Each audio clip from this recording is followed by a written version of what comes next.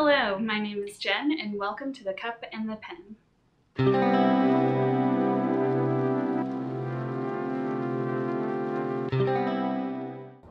So in today's video, I'll be doing a reading vlog, and I'll be getting started on my May TBR. Those books are Fairest by Marissa Meyer, Vengeful by V.E. Schwab, and Sing Me Forgotten by Jessica S. Olson. So this morning, I'm actually going to get started by reading Fairest. And I'll probably read for like about an hour roughly, hopefully, and kind of get into this. I'm super excited. Fairest follows Queen Lavanna, who is the villain of the Lunar Chronicles series, and this book is wedged between Cress and Winter, so it's a little bit later on in the series, and it's a prequel, so it gives us a glimpse into Queen Lavanna's life before she became the terrifying villain that we all know and love. So let's get into it. Hello, it is day 2 in this reading vlog. So yesterday I got a lot of reading done. I actually read all of Fairest in one day. It's only 222 pages, so it's not actually that long, and it's pretty fast paced, so it was easy for me to get into it. So I read it. I started a little bit yesterday morning, and then immediately after work I just dove right back in. I actually stayed on this couch until I was finished reading it, but it was really enjoyable. So I'm going to go through, I have some notes here just to share some of my non-spoiler or light spoiler thoughts. If you want to go into this book, if you decide you want to read Fairest and you want to go into it without like any expectations whatsoever, then click away now. I didn't mean to only read this one yesterday, but since it is so short and I was hooked, I was like, I might as well just put all my reading time into this book today, and then I have, you know, plenty of time to read the other two. So Lavanna, or Princess Lavanna, which is how she is known in this book, she is truly evil, and she is driven purely by her own selfish desires. You will come to learn why she's that way, which I think is super helpful. It gives me some of the insight into some of her actions later on in the series, or later on in the timeline, but earlier in the series, since 3 of the books in the series come before this one. We also find out what's beneath the infamous veil, and I was super curious for a long time. Like, is she secretly beautiful under there and she's just wearing the veil to mess with people's minds, or is there something else going on under there? And like, I was truly stumped. I had no idea reading the rest of the series, so in this book it was great to finally see what's happening under there, even though it was just in my mind's eye, like I'm just imagining it. But yeah, I truly feel like I got to peek behind the veil, which sounds a little creepy. So I was consumed by this novel. I really loved it and enjoyed it. I tend to prefer fantasy with more adventure, and even though this was a bit lighter on adventure, it was truly an emotional roller coaster. I went into it hating Lavanna. I still hate Lavanna. She's a terrible person. She's done a lot of bad stuff. Even in this novel, there were moments where I was rooting for her to fail, but Marissa Meyer actually made me care about her and feel bad for her. So there was like that conflict of emotion in me, like knowing this character is just absolutely heinous, and yet I still feel for her, and I, you know, didn't want anything really truly bad to happen to her. I just wanted, you know, I wanted something to be done to stop her, but that's what Lynn Cinder and the gang are up to, so who knows, hopefully they succeed. I haven't finished the Lunar Chronicles, but yeah, we'll get there anyway. So yeah, Marissa Meyer did a great job. I really enjoyed this.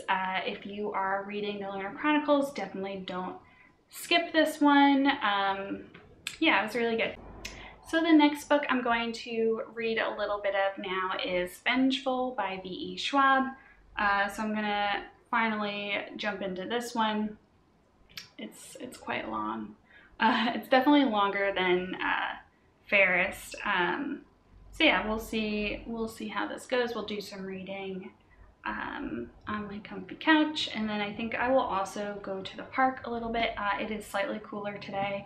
It is spring finally, but it is like a hot spring right now. I live right outside of New York City, so I'll walk to my park where I can see the skyline, and I'll do some reading and just stay there as long as it's cool enough for me to be out there. So yeah, time to start reading.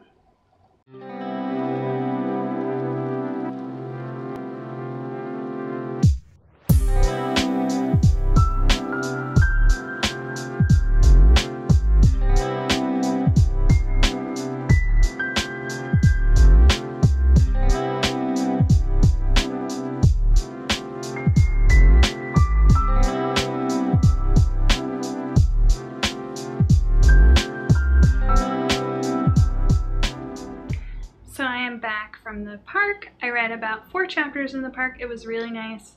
It's like a beautiful spring day right now. I left after some bird crap landed on my hand, which was rough. It just came out of the sky. I was sitting under a tree. I guess I should have expected something like that to happen while in nature. So I'm back now, probably going to take a little break from reading and then read again a little bit more after dinner. I'm also here with Willow. She's being very cute. She's doing her post-dinner nap. She always takes a nap after dinner. And her sister Buffy usually naps too, but maybe a little bit later. So one naps and the other one walks around crying because she wants to play with her sister, who is currently napping. So yeah, that's what we're up to.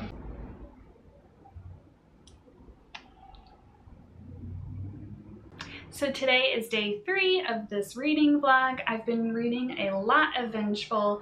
I'm about 130 pages in right now, and I'm ready to share some thoughts on it so far. And it's about 480 pages, so I have quite a bit to go. So I'll be referencing my little notebook here. My thoughts are all scribbled in here, somewhat illegibly. But yeah, I'll be referencing this just because I have a lot of thoughts, and I will easily forget what I was about to say. So we're just gonna reference this, keep it easy. If you want to avoid any light spoilers, this will be as non-spoilery as possible, but there will be some light spoilers. So if you want to read Vengeful going in with 0 expectations, definitely click away. So the novel opens with Marissa, and then we actually don't see her again until 100 pages later. We actually jump back to Victor and Sydney and Mitch, and we jump back 5 years to when the Vicious novel ended. So we kind of see what they've been up to since that story ended. And then we skip back and forward through those last 5 years, and those scenes are kind of presented to us out of chronological order. And it's kind of hard for me to keep that timeline clear in my mind, like when did these scenes actually happen, since we'll go from 5 years ago to 2 years ago to 3 years ago to 1 year ago to 4 years ago. But it's not as jarring as it might seem because we're following a very clear narrative sequence, and the scenes in the order they're presented make sense in the overall narrative. So even though I can't really pinpoint, when did that memory or when did that scene happen, it feels like it's unraveling in an order that just makes sense to the reader, which is really all it needs to do. It only needs to make sense to us. So I've also been reading Sing Me Forgotten. I'm only about 10 pages in so far.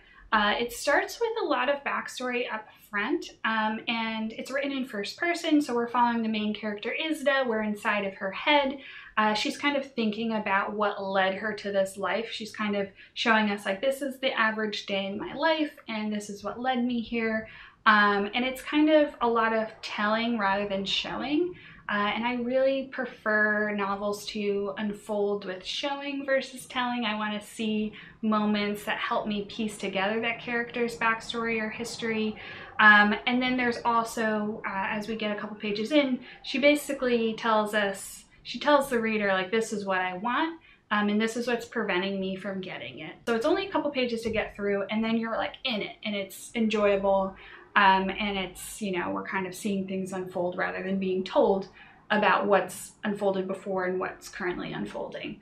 So that's good.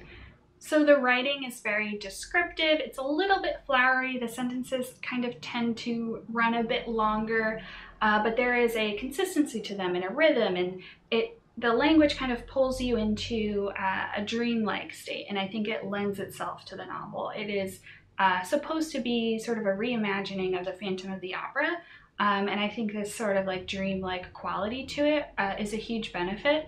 And I was finding myself like enjoying it more and more as I kind of moved away from the initial first few pages and all this like sort of like an info dump, and got more used to the rhythm of these sentences and how this world was kind of unfolding for me. So I was a little bit worried at first. I think everyone's a little bit worried when they start something and they're like, oh wait, I wildly misjudged this. Like, this is not my cup of tea. But it was only like a couple pages, and then I was like, oh no, actually I think this is my cup of tea. Like, I do enjoy this. So that's great. So that's it for this week's reading vlog. I'll be doing another reading vlog next week. I'll also be doing a wrap-up where I conclude my thoughts on these 3 novels. And I'll be doing wrap-ups a little bit differently. They will be part wrap-up, part craft with me, and I'll be walking through the steps of making a super cute, super fun craft. So I hope that's fun for everyone, and a little bit, you know, a little bit different. Speaking of wrap-ups, it's time for me to wrap this thing up. So subscribe if you liked this video and are interested in seeing more. Throw it a like if the spirit moves you. Thanks so much for watching, and I'll see you next time.